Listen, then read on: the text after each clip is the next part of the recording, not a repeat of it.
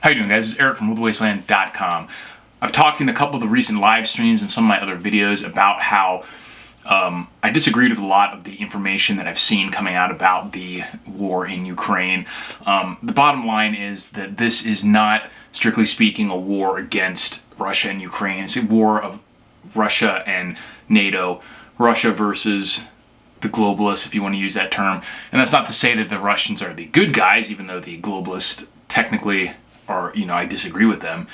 But it's not, strictly speaking, Russia versus Ukraine. And that's basically proven by the fact that you see all the NATO countries arming Ukraine, giving billions of dollars in money, in armaments, in intelligence, and all that kind of stuff. And the reason that this is important is, first of all, because it's going to not only prolong the conflict, but it's going to expand it far beyond just what's happening in Ukraine. And we've been seeing rumblings of that the entire time. But like I said on a couple of the past live streams, Russia's certainly going to win in Ukraine if we don't see direct NATO involvement. And we're seeing increasing levels of NATO involvement, which now basically the NATO countries are openly talking about it.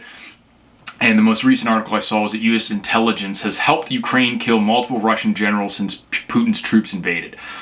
U.S. officials said of the approximately 12 Russian generals killed by Ukrainian forces, many, quote, had been targeted with the help of intelligence provided by the U.S.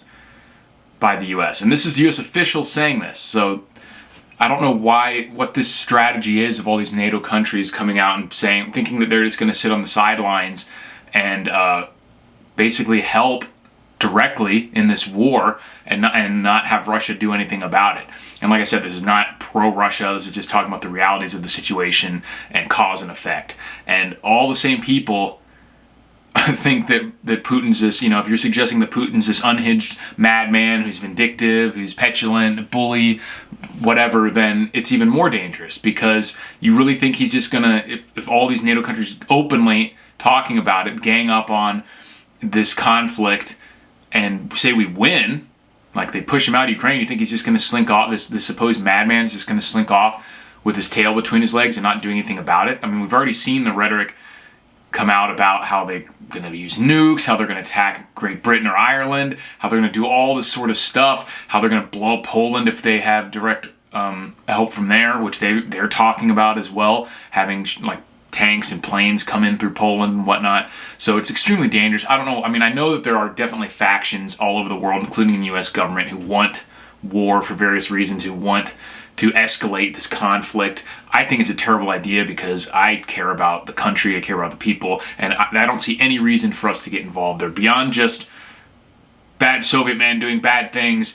U.S. world police need to get involved. I haven't seen a single real reason why the U.S. should literally risk its existence and possibly the existence of the humanity going against a country with 6,000 nuclear weapons, satellite killing technology, hypersonic missiles for Ukraine. And this isn't to say that people in Ukraine don't matter. The people in Ukraine are the real victims here. NATO is willing to fight to the last Ukrainian. They're willing to sacrifice all the people in Ukraine to get to whatever their ends are. And I'm not even sure what their ends are. To have nukes in Ukraine, to have, like corruption, money laundering in Ukraine, like what is so important about this that it's willing to risk not just all the Ukrainian people, but all the people in all these other NATO countries as well?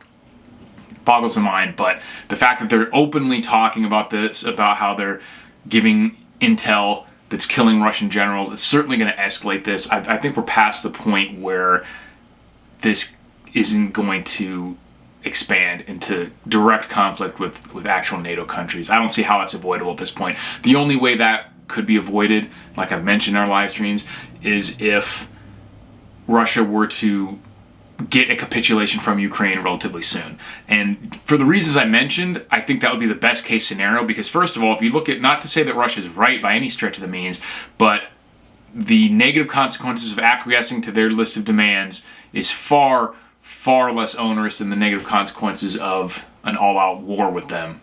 Because it would be a very Pyrrhic victory where, sure, the NATO would win, but at what cost? And is that even better for anyone? Certainly it's not better for the people of Ukraine. They're just gonna, like I said, they're willing to, NATO's willing to fight to the last Ukrainian.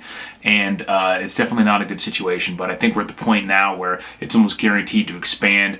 So everyone needs to get prepared for whatever that means for you. So what can you do to get prepared? Obviously, I've talked about, this is what this whole channel is about. So you can go back through all my videos. I'll link a couple in the description box below, specifically of the 4 or 5 things that I think you should do for this current situation that we're in. One, I just made a video recently about the great gas masks, and where you can also get the potassium iodide in case there is some kind of nuclear exchange.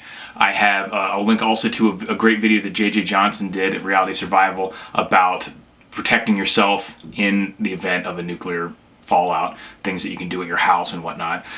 Video about the sun oven, which I think is one of the best ways to cook food in a disaster scenario, and a video I recently did also on how to get a month's supply of food for $110. So if you, and then also I definitely guarantee, because I know we're obviously going to see economic disruptions as a result of this, so make sure you have some cash on hand, make sure you have some gold and silver, and that will put you in a great spot. Let me know what you guys think, and I'll talk to you later.